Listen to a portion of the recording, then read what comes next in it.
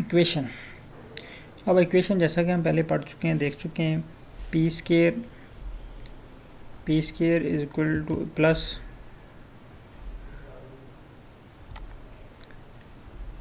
P square plus 2pq plus Q square is equal to 1 constant का, ये हमारे पास equation है। और इसको वैसी चीज़ें दोबारा वो मेंशन की गई हैं जो पहले हम इसको डिस्कस कर चुके हैं। अब इसको हम एप्लीकेशन कहाँ पे कर सकते हैं, हार्डे-वेनबर्ग जो है वो लॉ की, प्रिंसिपल की एप्लीकेशंस क्या हैं, ठीक है। तो ये हम जो जीनोटाइप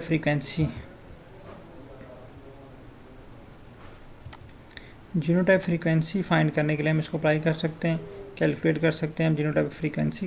उसके अलावा हम जो है वो if the genotype frequency of all 3 genotypes are known they can be tested for deviation and that are statistically significant. तो हम जो है वो डेविएशन फाइंड कर सकते हैं। दो चीज़ें, एक तो हम जीनोटाइपिक फ्रीक्वेंसी फाइंड कर सकते हैं और जीनोटाइपिक फ्रीक्वेंसी के अंदर जो डेविएशंस आ रही हैं वो भी हम स्टैटिस्टिकली इसको फाइंड कर सकते हैं। नेक्स्ट टॉपिक है हमारा व्हाट इज़ जेनेटिक इक्विलिब्रियम। और यहाँ पे क्वेश्चंस दिया गया है, right any 4 factors affecting Hardy-Weinberg equilibrium. 4 हैं, 5 हैं, ठीक है। तो वे डिफरेंट आ सकते हैं आपके जो एग्ज़ाम में, तो मोस्टली जो है 5 पूछे जाते हैं। तो जेनेटिक इक्विलिब्रियम क्या है? Genetic equilibrium describe the condition of an alleles और genotypes in a gene pool such as a population where the frequency does not change from generation to generation. यानी जेनेटिक इक्विलिब्रियम मीन कि जो frequency है वो change नहीं हो रही। जब चेंज नहीं हो रही तो इसका मतलब इक्विलिब्रियम में ही जनरेशन टू जनरेशन जो है वो जीन फ्रीक्वेंसी आ रही है। It is also called as a Hardy Weinberg equilibrium. इसको हार्डे-वेनबर्ग इक्विलिब्रियम भी कह सकते हैं। Any factors which can disturb the allele in the population is likely to affect the Hardy Weinberg equilibriums. यानी कोई भी ऐसे फैक्टर जो हार्डे-वेनबर्ग इक्विलिब्रियम को अफेक्ट कर सकते हैं वो जो है वो इक्विलिब्रियम को डिस्टर्ब करते हैं। तो इसमें कौन से फैक्टर हैं? सबसे पहले है जो नेचुरल सिलेक्शन।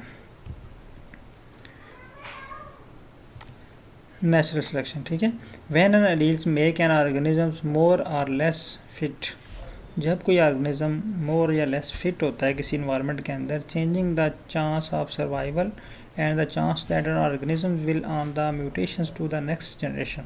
तो वहाँ पे ये चांस होता है कि यहाँ तो वो सर्वाइवल करता है या नहीं करता, यहाँ फिर वो अपने अंदर म्यूटेशन क्रिएट कर लेता है अपने आप को सर्वाइव करने के लिए। तो इसको हम कहते हैं नेचुरल सिलेक्शन। तो इसमें क्या होगा, नेचर सेलेक्ट कर लेती है कुछ जो सर्वाइव नहीं कर सकते उस एनवायरनमेंट में, वो अपने आप को वो डिस्ट्रॉय हो जाते हैं, और बाकी जो बच जाते हैं वो नेचुरल सिलेक्टेड होते हैं। तो उसमें क्या होता है कि म्यूटेशन आ जाती है। म्यूटेशन मीन कि उन्होंने उस एनवायरनमेंट की चेंजेस को बर्दाश्त करने के लिए अपनी बॉडी के अंदर अपने आप को म्यूटेट कर लिया होता है। नेक्स्ट हमारे पास है mutations. The source of the all genetic variations without factors such as natural selections acting on a mutations, the rate of the introduction of the new alleles by mutation is actually quite low. तो next है mutation, यानी natural selection के अलावा भी कुछ चीज़ें ऐसी होती हैं जो म्यूटेशन जो है वो प्रोड्यूस करती हैं। तो ये एक्चुअली ये होता तो लो है, लेकिन फिर भी ये जो है इसके ऊपर इक्विलिब्रियम के ऊपर ये इफेक्ट करता है। उसके बाद थर्ड है हमारा genetic drift. Non infinite population size, यानी लामहदूद जो है वो population size can cause large change in the allele frequency. अगर पॉपुलेशन साइज बहुत ज़्यादा होता है तो ये एलील फ्रीक्वेंसी के ऊपर बहुत ज़्यादा इफेक्ट करता है। Because the chance of the event such as natural disaster, वहाँ पे नेचुरल डिजास्टर जो है वो बहुत ज़्यादा होते हैं जो कि इसमें म्यूटेशन प्रोड्यूस कर सकते हैं, नेचुरल सिलेक्शन जो है वो इसकी कर सकते हैं। And this factor is the most prominent in the small population where the sampling errors can occur. ठीक है, तो ये बहुत ज़्यादा प्रोमिनेंट है जहाँ पे सैम्पलिंग जो है वो एरर्स आ सकते हैं, यानी हम बहुत बड़ी जो पॉपुलेशन है उसको एज आ इफेक्ट ये कर सकता है। आगे genetics flow, the movement of the genetic information from one population to another through physical and movement of the members of the population, transforming genetic materials from one group to another and introducing the new genetic variations rapidly। यानी genetic flow mean के कुछ जो जैसे हमने पढ़ा था immigration और immigration, यानी ऑर्गेनिजम्स मूव कर जाते हैं। जब ऑर्गेनिज्म मूव कर रहे हैं इट्स मीन के जीन्स मूव कर रहे हैं, जीन्स एक पोजीशन से दूसरी पोजीशन पे जा रही हैं, एक पॉपुलेशन से दूसरी पॉपुलेशन में जा रही हैं, तो ये भी जो है वो इक्विलिब्रियम को डिस्टर्ब करती हैं। उसके अलावा non random mating, can alter genotype frequency in a population if individuals with certain characteristics prefer specific feature in the mate।